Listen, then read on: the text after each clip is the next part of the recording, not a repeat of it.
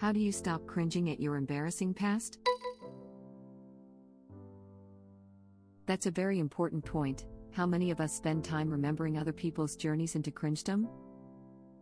I went to a friend's house for a very small birthday get-together and proceeded to get drunk and obnoxious. I talked to my friend, whose birthday it was about 7 to 8 years later, and apologized. She didn't even remember it. We obviously beat ourselves up more than others do. This was confusing to read. I was like, what the F day was she born that she isn't having a birthday for another 7 years? Is she a dog? Are you counting dog years? Lol, I thought the same. Women remember every single moment once you marry them. Me. Didn't actually think about this. But I genuinely can't remember much of what other people have done or said that is cringeworthy. I just remember the crap I've done. Yeah. I was like, nobody remembers anything cringeworthy someone else does. But then I remembered the girl who pooped her pants while vomiting. I can't read this and not think about Caitlin Bennett. Thanks /r/toilet paperusa, Reddit link. Realize that the only people remember it is probably yourself. How often do you think about others' embarrassing moments? Next to none, right? That means nobody even remembers the cringy thing you do because they are all too busy thinking about themselves. Edit. To people who said that's not true for you, I believe you. Sometimes people can be petty, mean little buttholes that hold on to that one thing you did and keep bringing it up. Could be your friends, could be your parents, could be your so. Instead of feeling sad and attacked, next time when they do it, calmly ask them why they bring it up so often. Don't do it in a confrontational way, almost treat it like you are their therapist and look at it as a third person. Ask them what's the motive of always reminding people their embarrassing past. If they say they just find it funny, reply with, well, I never find it funny. Don't ask them to stop because that will only make them do it more often. You need to make them feel like they are the one who should be embarrassed by how petty and childlike they truly are. Hope this helps. This sadly isn't true for me. I forget embarrassing things I do all the time. Then randomly my cousin or my mom will bring it up and I'll just be sitting there having tons of flashbacks. I swear my sister started making a list as we were growing up, because at every family event over the years she manages to bring up something embarrassing I did. Luckily I moved far enough away that I can skip family gatherings. When someone does that, it is a violation of your emotional boundaries. Moreover, it is character attack. If it hurts or embarrasses you, then that someone should stop, period. Say hell yeah to emotional boundaries, brother. Thanks Hulk Hogan. I'm sorry, but that's just being in butthole. Good for you moving away. That's really good advice. I literally cannot remember anything embarrassing except from things that I did. Edit. Why is this comment blowing up? All I said was that this good advice, laughing my butt off. Kyle, I remember when you went to school without pants, laughing my butt off. And I still remember when Kyle got second place in spelling bee in first grade and began to cry, lol. Bro, my friend still remembers that time I spelt no is on. I don't even remember this, but it was over 10 years ago. He tells everyone this. Effing Kyle, man. Yeah, that teacher got the book thrown at her. Legit, I still remember and cringe when I misspelled sandal, by spelling it sandal. Effing hated sandals ever since. Effing stupid mother effing worthless shoes, who the F even wears sandals anyways? Effing supervillains. And murderers. And demons. Demons wear sandals. F sandals. My English teacher in 6th grade had a slight lisp and mumbled during spelling tests. I went from having spelling grades in the high 90s plus, to putting down words that didn't even exist, so my mom asked me about it. Basically, I was trying to guess what she was even effing saying and then sounding out how I thought that might be spelt. Scandal. Don't forget terrorists and hippies. They also wear sandals.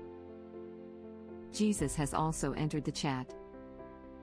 English is my foreign language, and for spelling bee they gave me acknowledgement. I skipped the second E. I still hold a grudge. Effing E. I remember hearing awkward and spelling a CKWARD. It was awkward to be sure. At least you know how to spell it now. So you've got that going for you. Oh, it is seared into my brain.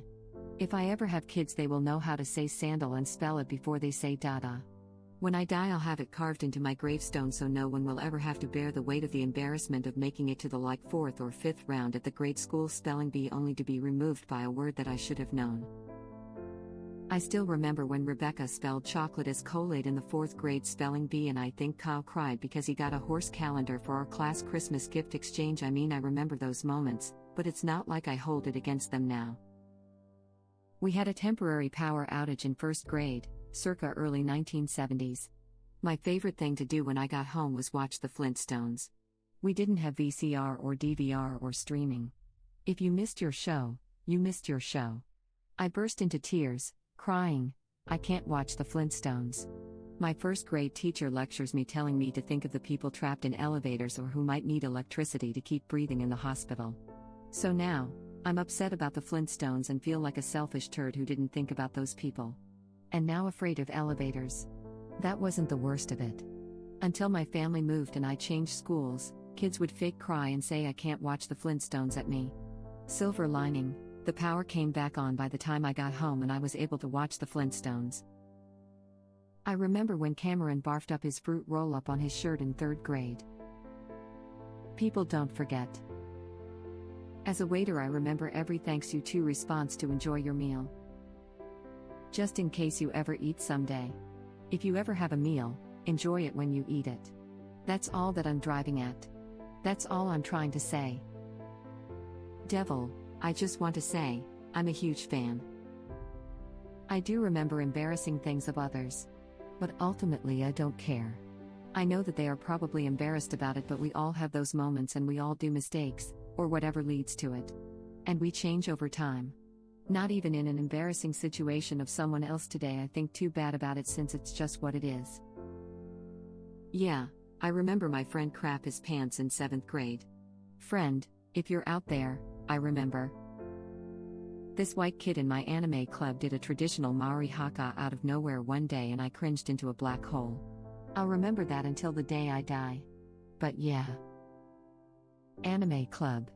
You could have just stopped there. This is the same philosophy I imparted to a former coworker of mine, while riding the city bus.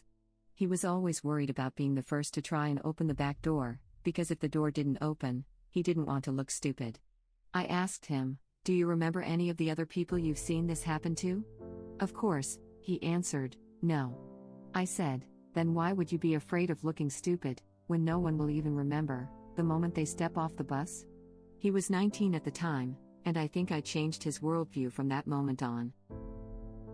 Josh, if you're reading this, I want you to know I totally remember in 3rd grade when your breakaway wind pants got caught on your chair. We all saw you in your boxers, and you cried. It was amazing because you were a little butthole in 3rd grade, you were a butthole when we graduated, and you're still a butthole today. I laugh about it all the time. I cannot believe you all have forgotten all the embarrassing things your peers have done. It must just be my remembering of everything. I can't be the only one. That is what makes me cringe. Yeah, I'm with you on this. I cringe at things I used to do as well as things my peers did. I don't understand all these people not remembering. I fed the same way about when people say don't worry what other people think of you, or the way you look, because they don't pay attention to you. Or whatever the sentiment is. I certainly do notice. How could you not? If I was asked to come up with an embarrassing thing my friend did, I could probably come up with one, but I don't actively think about that when I'm around them unless it comes up. I think that's what people are afraid of, that other people sit around thinking about their embarrassing mishaps, or that it's the first thing they think about when seeing you, when that's not true, at least for most people. Besides, your friends may remember it, but real friends aren't bothered by it, assuming it was not harmful or mean-spirited. I remember things about my friends, but not because I want to think bad things about them, but rather because it reminds me why I love them. My friends and I would sometimes bring up the cringiest crap we remember about each other just to tease each other and retaliate. So yeah, assuming no one else remembers doesn't work for me, lol. This advice only works on the condition that whenever you reconnect with people they don't offhandedly go, "Hey, remember that time you did," thing. It is also hard to believe when you know that you're not the only one who remembers similarly embarrassing incidents other people had. I may not remember every embarrassing thing someone has done or said, but I definitely remember that time a kid tripped up the stairs and face planted onto the stage in front of a whole school assembly, so people probably remember my falling off the stage incident. What if my cringy past did affect others and they are more likely to remember? Like if I was a bully, for example. This is so true. Well put. Everyone is too obsessed with thinking about themselves. Yes, but there are a few exceptions. Like the time I was camping with about 20 co-workers at Yosemite, and one of my colleagues, picking up a large tree branch, exclaimed, "Wow, that's pretty big for a stick that size." #never forget Mark. Ike. I remember that time the girl taking a piss out of one of the differently abled kids taking a football to the face. She promptly fell into the library window. I remember my friend taking the piss out of someone tripping twice in a row on the curb.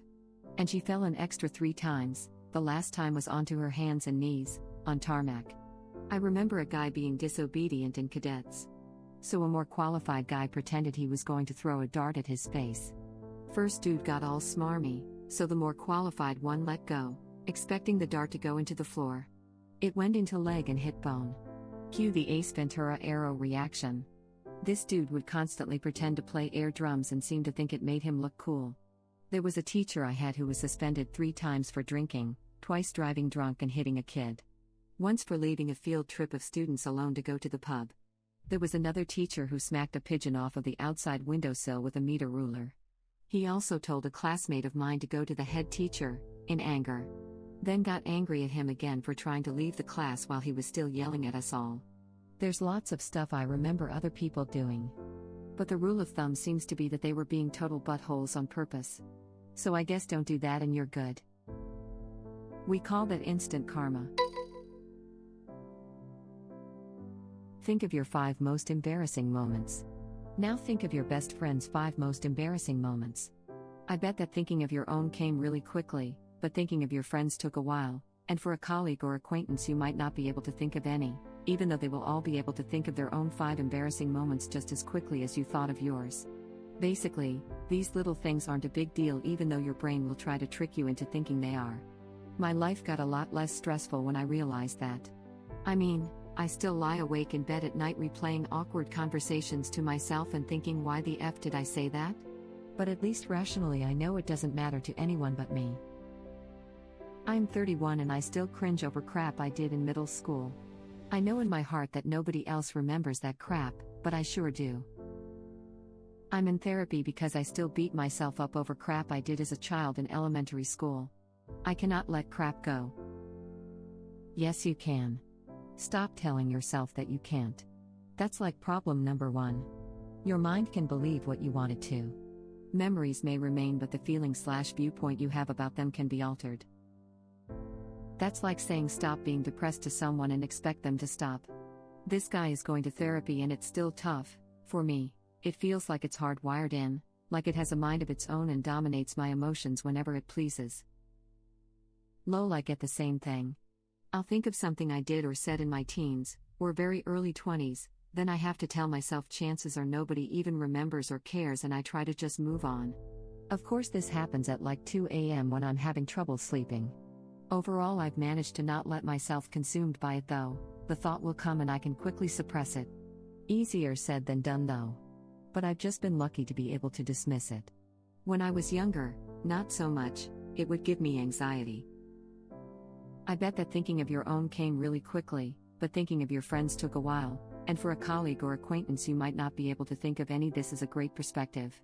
I actually tried it, and you're 100% correct, even for people I've known for years. I think another important perspective, don't take yourself too seriously. I have friends that do or say dumb things, but they laugh at themselves when they do, and it immediately becomes a shared joke. I've become much better at this as I've grown older, but still have improvements to make. Yes, laugh at yourself so it doesn't turn into cringe. If you can find some amusement, then it's not going to sit in your head as a shameful memory. Those moments, I can actually look at fondly. I suppose it's possible to retroactively do this by recalling the memory and telling it to someone in a lighthearted way. Though my most cringiest moments are ones that are really hard to make funny because I feel guilty about it. Like maybe pointing out my friend's most cringy moment, and then realizing that was a dick move and one of the reasons they may have ghosted me. Eek. This is a great thought exercise. Thank you. It's a bit different for me since my embarrassing moments in the past involve letting someone down or embarrassing them in a huge way. If they saw my face again, they'd instantly remember me as that one guy who did that thing to them, but I guess the one solace I have is my path in life isn't too likely to cross with their paths again. Your cringe means you've grown. Must mean I've grown a lot, 'cause man, I cringe daily, and often so hard it's paralyzing. Don't anybody point out that typo. Who said it was a typo? Kissing face. One day you will cringe at that comment. Oh, I already am. I'm speed running this crap. Don't cringe at this one was good. I back this up. I'm so quick cringing at embarrassing things I've done that I'm at the point of cringing while doing them. I'm going to be thinking about your comment for the rest of my life. I'd be really embarrassed. I'm going to do it. I know what you mean. How the hell did I not pull off being 100% cool all the time? I literally cringe every night when I lay on my bed and remember all the embarrassing moments of my past. They haunt me to this day. I hope that means I've grown a lot. As someone in their 50s, I still cringe over things I did over the last 5 decades. I think, well, I have learned from that, and I'm not quite the same person now as I was then, so onward and upward. Those experiences are part of me, but they don't define me. Or something like that. Do I need to grow 20 times a day though? Maybe I should try shrinking. That's absolutely true. I've grown a lot then, a lot. Thank you for watching. If you like our videos, please like them on YouTube. And share them with your friends. Please subscribe to be the first to know about Red Rabbit Reader's new videos. We welcome your comments below. Another of our videos will begin shortly.